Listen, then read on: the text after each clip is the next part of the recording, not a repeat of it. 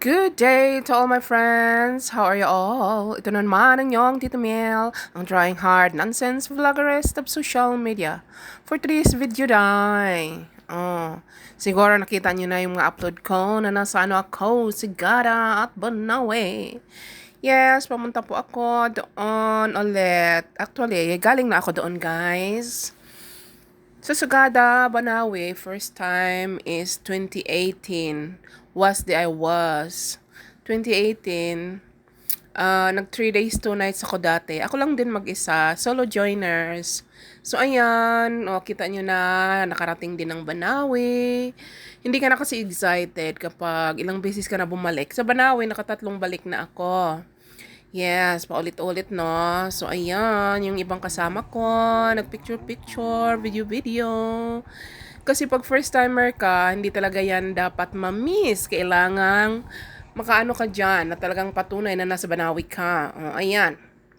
Nakarating na kami ng Banawe Rice Terraces. So, ayan. Tingin-tingin sa mga tinda. Ayun. Diba? So, punta kami doon sa View Jack.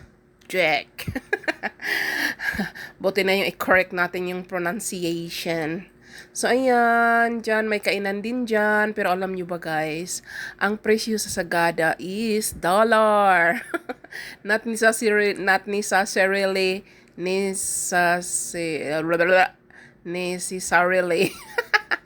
necessarily dollar na US dollar, kundi yung presyuhan, super mahal. Ay, grabe.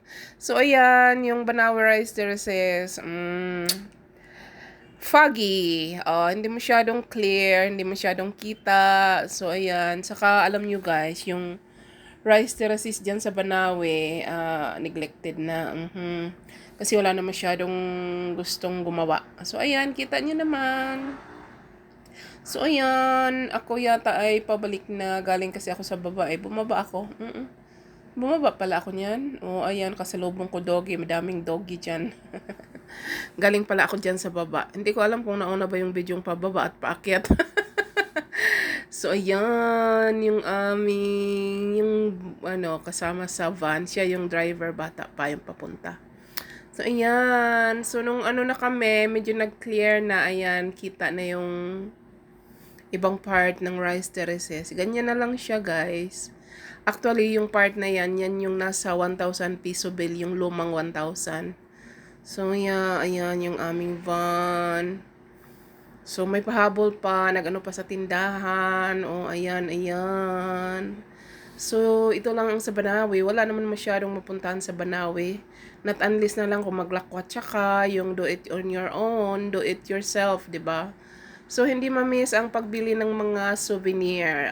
Ayan, ako bumili lang ako ng